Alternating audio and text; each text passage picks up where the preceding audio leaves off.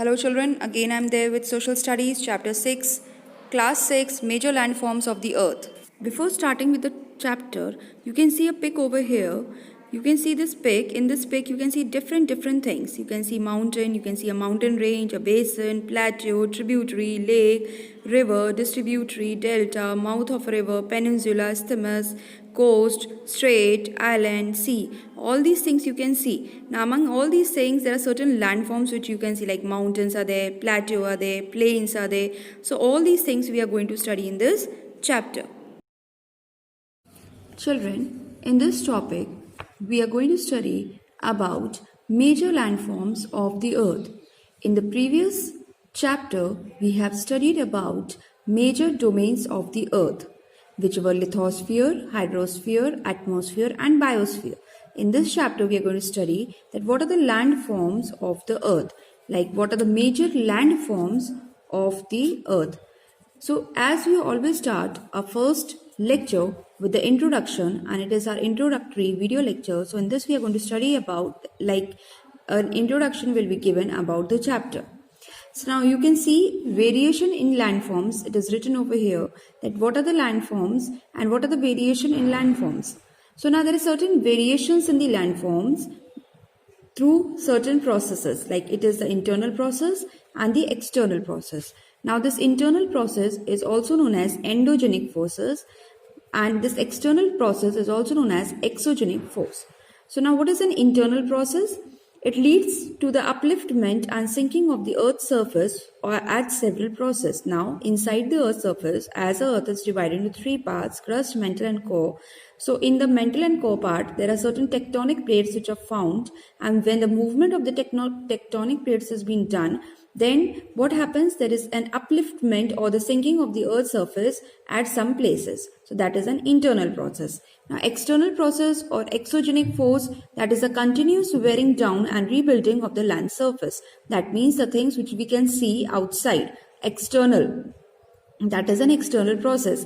Continuous wearing down and rebuilding of the land surface. Now what happens due to certain weather changes, due to rainfall or through the river, then there are certain things which are being deposited and eroded. Through these things, there are certain materials, and then the rebuilding of the land surface is done. So we are going to study in this chapter all these things. We are going to cover in this chapter all these things. Now coming to the erosion. You can see a word over here, erosion. What does erosion means? It is the wearing away from the earth's surface. Now, what happens due to the heavy rainfall or through some wind or some atmospheric changes, the things are being flown away or blown away, and then they are being settled down at one place. That is known as erosion. Now, deposition. Second word is deposition. Now, the surface is being lowered by the process of erosion and rebuilt by the process of deposition. Through the erosions, the things are being flown away or the blown away, and through deposition, the surface is being lowered or it is being rebuilt. Like the things have been deposited at different places. For example, soil, rocks, all these things are being rebuilt by the process of deposition. Now occurs due to agents such as running water, ice and wind. As I have told you over here, there's running water, rivers are flowing, and ice through ice and wind. So this has been done through these agents like running water, ice and wind. Now what are we going to study in this chapter? Number 1, mountains. Number 2, plateaus. Number 3, plains. And the last is landforms and the people. All these things we are going to cover in this chapter. Coming to the first topic, that is mountains. You might have seen the mountains. Now what is a mountain? A mountain is any natural elevation of the earth's surface. It is considerably higher than the surrounding area. Now you might have seen the mountain.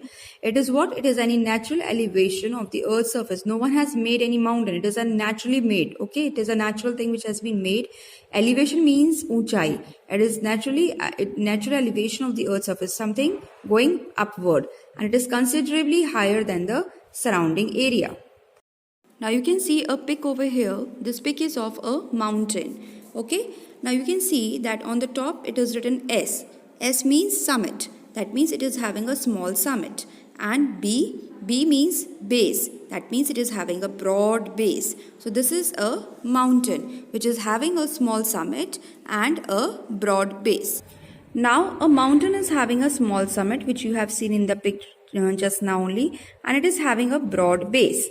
Now, why the people they do not live on the mountains? People do not live on the mountains because of the harsh climate, and less people live in the mountain areas since the slopes are steep. Now, the slopes of the mountains they are very steep. It is not very easy to climb the mountain. Less land available for farming. This is the reason that very less people they live on the in the mountain areas. Now we are having the mountain also divided into three parts. Like we are having a glacier, we are having range, types of mountain and volcano. We are going to study all these things. We are going to study what is a glacier. We are going to study what is a range. We are going to study types of mountains. We are also going to study about the volcano. You might have heard this word volcano. Now you can see again a pic on your screens. Now this is a pic of the glacier.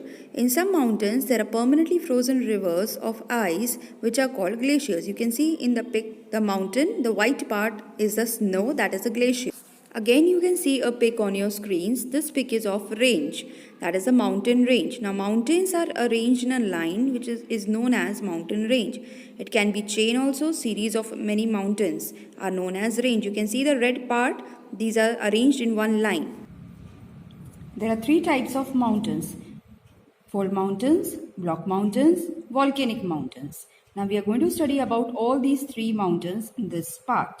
Fold mountains are formed when the tectonic plates converge due to the internal forces, and the crust along the point of the convergence gets collide with each other and gets crumpled or folded. That is the fold mountain. As I have shown you one experiment in the online class, that how on the edges the earth is going to shrink and the part of between that earth is going to uplift. That is known as a fold mountain. Examples of the fold mountain are like the Himalayas, the Alps.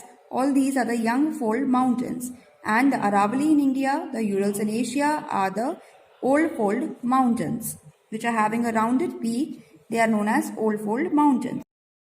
You can see this picture on your screen. This picture is of the fold mountain. You can see how the mountains, the edges of the surface is going to crumple and fold. Next is the block mountain. Block mountain is the second part of the mountain, and these mountains are formed by the divergent or the moving, that means plates which move away from each other. This way the block mountains are formed. Due to the divergent of the plates, some parts of the earth's surface is uplifted and some part is sinked. The uplifted part is known as horst and the sinked part is known as graben. And these are the fold block mountains. There are certain faults or fractures which appear on the surface of the earth. Example of block mountains are Rhine Valley, Vosges Mountain of Europe. They are the examples of block mountains. You can see a pic over here. This is the pic of the block mountain. You can see the uplifted part, it is the horst, the sink part, it is the graben, and downward they are the normal faults which appear on the surface of the earth, which are known as faults or fractures. Last part of the mountain is the volcanic mountain. Now, as the name suggests, volcanic, that means these mountains are of volcanic nature. They are generally erupted. When the magma reaches the surface of the earth through a vent, an opening, conical or dome-shaped structures are formed. These are called volcanic mountains. Magma that comes to the surface of the earth is called lava. The hot lava then flows over the surface of the earth, cools and then hardens to form lava sheets.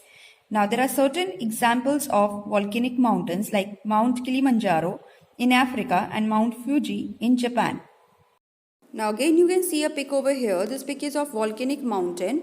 You can see the lava, you can see the magma, red hot magma, and this way when the magma it is pushed up through the lava tube, then it comes out with a force. Again you can see a pic over here on your screens. This pic is of Mount Kilimanjaro. Mount Kilimanjaro is in Africa. Mountains also are very important for us as they are the storehouse of water. Mountains are rich in flora and fauna. Many freshwater lakes and springs are also found in mountains. Mountains act as a water reservoirs.